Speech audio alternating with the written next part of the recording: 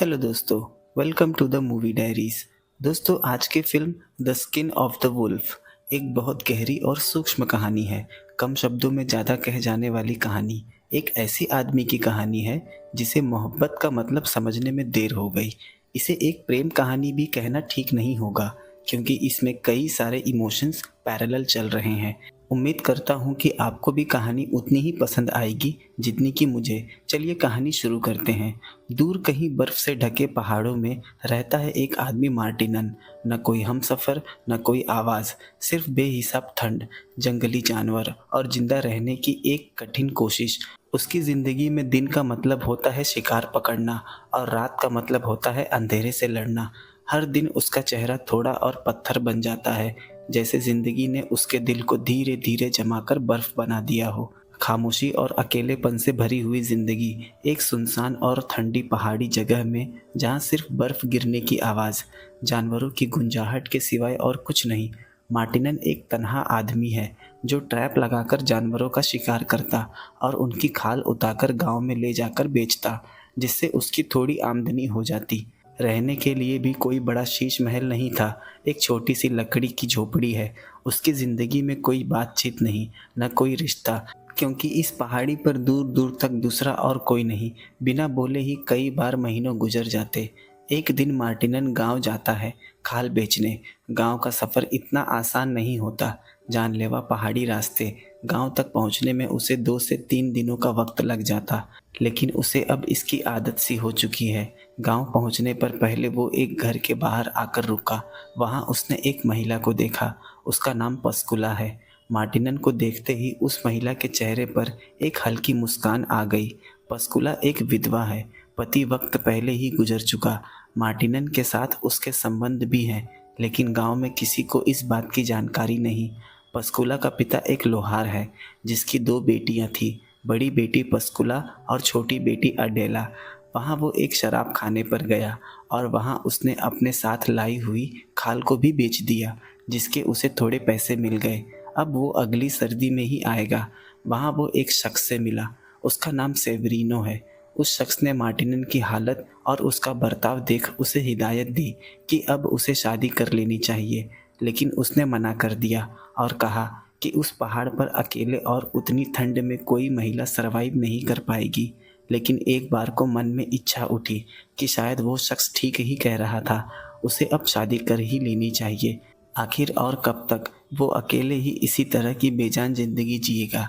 और वो वापस पहाड़ी पर अपने घर लौट गया, लेकिन मन में बार बार स्त्री का ख्याल उठ रहा और काम में भी मन नहीं लग रहा। लेकिन क्या ये भीतर उठने वाली इच्छा सच में एक हमसफ़र की तलाश में थी या बस एक शारीरिक ज़रूरत? एक दिन मार्टिनन शहर जाता है। उसने फैसला किया है कि अब वो और अकेला नहीं रहेगा। एक पत्नी चाहिए, कोई जो इस सुनसान ज़िंदगी में थोड़ा सा साथ दे। शहर में वो उसी लोहार से मिलता है जो उसे पहचानता है। वहाँ वो अपनी अकेलेपन भरी ज़िंदगी का जिक्र करता है और उसने कहा कि उसे एक पत्नी चाहिए, कोई जो उसके साथ हो। लोहार अपनी बड़ी बेटी पस्कुला को उसे सौंप देता है। जैसा कि हम जानते हैं, पस्कुला एक विधवा है। यहाँ हमें मालूम पड़ता है कि शादी एक व्यावहारिक समझौता है। इसमें न प्रेम न मोहब्बत, सिर्फ ज़रूरत दिखाई पड़ती है। शादी का मतलब यहाँ सिर्फ एक साथी था जो बस उसकी ज़िंदगी में काम के लिए चाहिए, जज्बात के लिए नहीं। मार्टिनन पस्कुला को लेकर पहाड़ों पर वापस आता है। शुरू में पस्कुला डरी डरी सी रहती है, क्योंकि अपने जीवन में पहली बार उसे किसी अजनबी जगह और अजनबी आदमी के साथ रहना पड़ता है। वो खाना बनाती और घर के काम भी संभालती। मार्टिनन उसके साथ शारीरिक संबंध बनाता, लेकिन यहाँ भावनाओं का कोई स्थान नहीं, प्रेम की कोई आहट भी नहीं होती, सिर्फ जिम्मेदारी और एक नई सुबह। पस्कुला एक शर्मीली सी लड़की थी जिसे समझ नहीं आता कि इस ठंडे और पत्थर जैसे आदमी के साथ कैसे जिया जाए। वो मार्टिनन से प्रेम करना चाहती थी, पर मार्टिनन सिर्फ काम, शारीरिक सुविधा और खामोशी में जीना जानता था। पस्कुला चुपचाप हर दुख दर्द को बर्दाश्त करती रही, हर आंसू पी जाती। वक्त रुका हुआ मालूम पड़ने लगा, बस सांसें भर चल रही थी। दिन बीत जाते, लेकिन मार्टिनन उससे कोई बात नहीं करता, क्योंकि उसने तो यही ज़िंदगी जी है। उसे हंसी खुशी और प्रेम का कोई अंदाज़ा नहीं। अगर उससे खामोशी और तन्हाई के बारे में पूछा जाए तो शायद वो कुछ बता पाए। एक पत्थर को भी सामने रख उससे बात की जाए तो उसमें जरा भी हलचल नहीं होगी। बिल्कुल यही स्वभाव है उसका। पंसकुला ने थोड़ी हिम्मत जुटाकर उससे सवाल पूछा कि क्या वो कभी इस जगह से निकलकर शहर की तरफ जा पाएंगे। उसने इसका ना में जवाब दिया कि वो इस जगह को छोड़ कहीं नहीं जाएगा। पंसकुला के चेहरे पर एक निराशा छा गई। एक दिन पंसकुला के चेहरे पर एक नया निखार आया, क्योंकि वो माँ बनने वाली थी। उसके रूप में एक नई चमक थी, एक नई उम्मीद थी। मार्टिनन काफ़ी खुश था, पर उसका कठोर स्वभाव उसकी खुशी को व्यक्त नहीं होने दे रहा। लेकिन ज़िंदगी ने उसे फिर धोखा दिया। वहाँ खड़ी ठंड, कठिन परिस्थितियाँ और मार्टिनन के उदासीन व्यवहार के चलते पंसकुला का स्वास्थ्य बिगड़ने लगता है। एक शाम मार्टिनन और पंसकुला साथ बैठे थे। पंसकुला को लगता नहीं कि वो और सरवाइव कर पाएगी।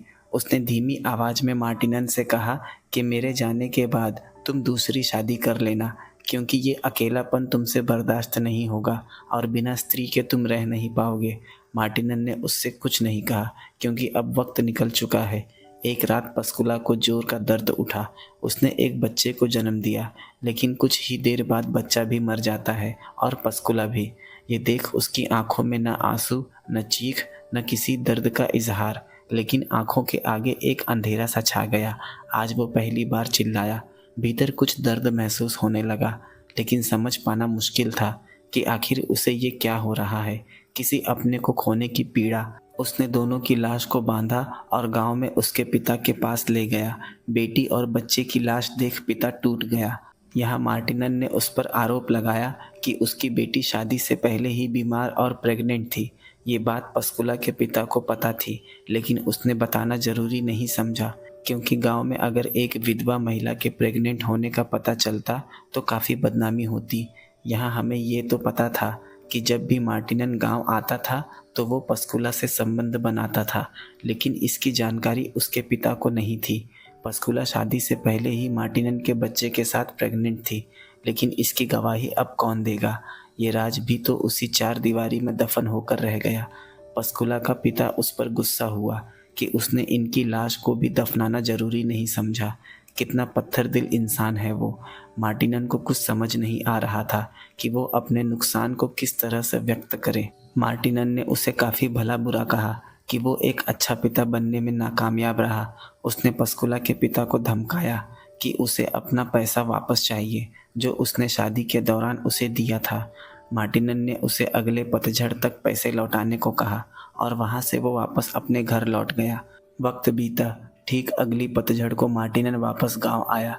पैसे थे नहीं तो उसने अपनी बंदूक तान दी, लेकिन उसने अपनी छोटी बेटी को आगे कर दिया कि अब मेरे पास कुछ नहीं देने के लिए, इसे ही अपने साथ ले जाओ।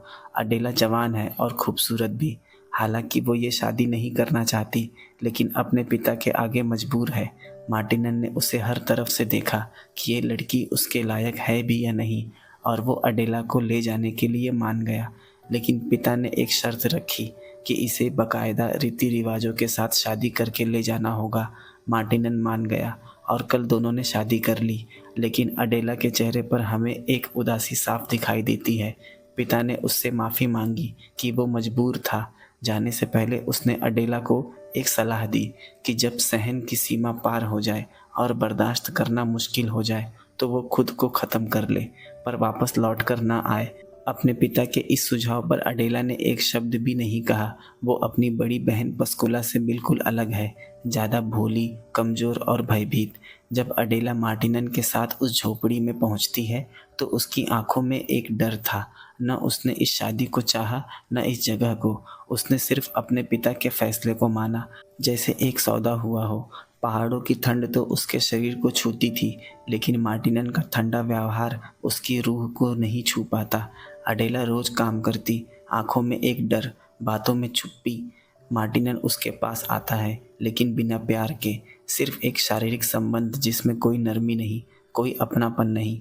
अडेला हर रात टूट जाती, पर सुबह उठ फिर से काम पर लग जाती, क्योंकि और कोई रास्ता नहीं होता।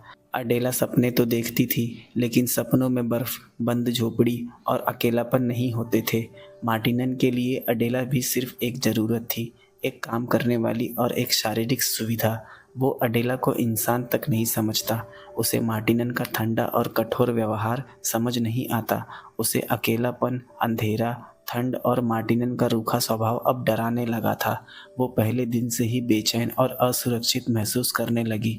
कभी कभी तो जब मार्टिनन खाल बेचने शहर जाता तो अडेला कई दिनों तक इस वीराने में अकेले रह जाती।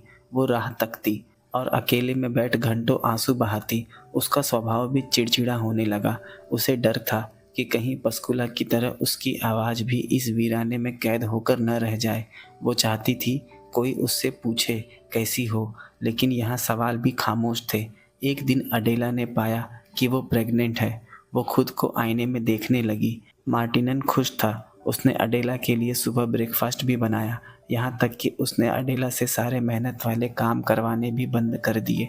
मार्टिनन को जितनी समझ होती उतना कर देता। जानवरों का शिकार और अकेलापन में ही जीवन जीता। इसलिए उसे प्रेम, खुशी जताना नहीं आता। लेकिन अब अडेला को उससे और ज़्यादा नफरत होने लगी थी। उसने अपने पास रखा एक जहर निकाला और उसे मार्टिनन के खाने में मिला दिया। मार्टिनन मरा तो नहीं, लेकिन उसकी तबीयत बिगड़ने लगी। रोज़ उल्टियाँ करने लगा। पहली बार उसे दर्द का एहसास हुआ। एक दिन जब मार्टिनन शिकार पर गया होता है तब अडेला भागने की कोशिश करती है। वो चाहती थी कि ज़िंदगी सिर्फ सांस लेने का नाम ना हो, उसमें जीना भी हो। लेकिन भागते वक्त उसका पैर एक ट्रैप में फंस गया। ट्रैप न खुलने से वो दर्द से वहीं बेहोश हो गई। जब मार्टिनन घर लौटा तो देखा अडेला घर पर नहीं। वो उसे जंगलों में ढूंढने लगा और उसे गंभीर हालत में पाकर उसे उठाकर घर लेकर आ गया। उसके पैरों का इलाज किया। इसी दौरान अडेला ने अपना बच्चा भी खो दिया। मार्टिनन के लिए ये दूसरी बार था। अब मार्टिनन बदला बदला सा लगने लगा। रात भर उसके पास ही बैठा रहा। हम देखते हैं उस जहर से उसकी हालत दिन पर दिन बिगड़ती जा रही थी, लेकिन उसे इस बात की कोई जानकारी नहीं कि इसकी वजह अडेला है। उसे पता चल चुका था कि अडेला यहाँ से भाग जाना चाहती है। उसे अब यहाँ नहीं रहना। दूसरे दिन सुबह ही उसने अडेला से कहा कि जब तुम्हारा जख्म भर जाए तो तुम यहाँ से चली जाना। अडेला को यकीन नहीं हुआ। जब उसने सवाल किया कि आखिर क्यों, तो मार्टिनन ने बताया कि मेरे पास अब कुछ दिन ही बचे हैं। यहाँ अडेला खुश भी दिखाई दी और दुखी भी। खुशी यहाँ से जाने की और दुख उसे मार्टिनन के लिए हुआ। अडेला उसे छोड़ वहाँ से चली गई। मार्टिनन एक बार फिर से अकेला रह जाता है, लेकिन इस बार वो अंदर से थोड़ा बदल चुका होता है। उसके चेहरे पे दर्द है। पहली बार एक इंसानी जज्बा, पछतावा, गिल्ट और खुद से सवाल। एक दिन मार्टिनन को अडेला का छिपाया हुआ जहर वाला कैनिस्टर मिला। उसके बाद हम उसे घर के बाहर खड़ा देखते हैं। उसकी आंखों से झरझर आंसू बह रहे थे। कहानी के आखिरी दृश्य में हम देखते हैं कि मार्टिनन अपने घर में बेड पर लेटा अपने आखिरी लम्हे को याद कर रहा है। कहानी वापस शुरुआत के जैसे दिखाई देती है, जहां बर्फ, पहाड़ और जंगल। लेकिन अब मार्टिनन वो जानवर शिकारी नहीं रहा। अब वो एक आदमी है जो अकेला तो है, लेकिन अंदर से जिंदा है। अडेला के आने के बाद पहली बार उसे महसूस होता है कि रिश्ते सिर्फ साथ रहने से नहीं बनते, दिल जोड़ने से बनते हैं। वही पल था जब जिम्मेदारी से प्रेम अलग होता है और मार्टिनन उस फ़र्क को समझ जाता है जो इस कहानी का असली मोड़ है। दोस्तों, मार्टिनन का जीवन एक पत्थर जैसे ठंडे और सुनसान पहाड़ों में गुजर रहा था। उसके अंदर भी वही ठंड और खालीपन बसा हुआ था। फिल्म दिखाती है कि जब इंसान प्रकृति से अलग होकर सिर्फ सर्वाइवल के लिए जीता है, तब उसका मानवता से संबंध टूट जाता है। मार्टिनन ने दोनों औरतों को एक वस्तु समझा, एक डील, एक साथी जो सिर्फ जीवन चलाने के लिए लाई गई हो। लेकिन कहानी ये दिखाती है कि संबंध कभी भी जबरदस्ती नहीं बनाए जा सकते। पस्कुला चुपचाप टूट गई। अडेला ने विरोध किया और दोनों ने मार्टिनन के सूखे दिल को एक एक करके जगा दिया। जहर वाला दृश्य इस कहानी का टर्निंग पॉइंट था, जब मार्टिनन पहली बार दर्द को महसूस करता है, खुद शिकार बनने का दर्द। वहीं से उसमें मानवता जागती है। पछतावा जो एक इंसान को जानवर से अलग करता है, पहली बार उसके चेहरे पर दिखता है। प्रकृति के कुछ नियम हैं और मानव की अज्ञानता को सरल रूप से दिखाया गया है।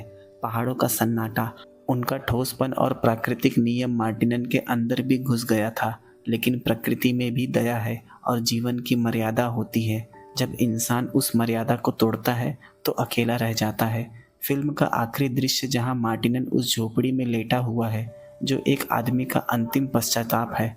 अंत में फिल्म बस एक सवाल छोड़ जाती है, क्या इंसान सिर्फ जीने के लिए जीता है या किसी और के साथ इंसानी तौर पर जुड़ने के लिए भी। तो दोस्तों, अगर हम सिर्फ जिंदा रहने के लिए जिएंगे, बिना प्रेम, बिना संवेदना के, तो हम भी सिर्फ एक जानवर बन जाएंगे। और जब इंसान बनने की कोशिश करेंगे, शायद तब तक देर हो चुकी होगी। दोस्तों, आज के लिए इतना ही। मिलते हैं अगली वीडियो में एक नई कहानी के साथ। दोस्तों, अगर कहानी पसंद आई हो तो वीडियो को लाइक, शेयर और चैनल को सब्सक्राइब जरूर कर दें।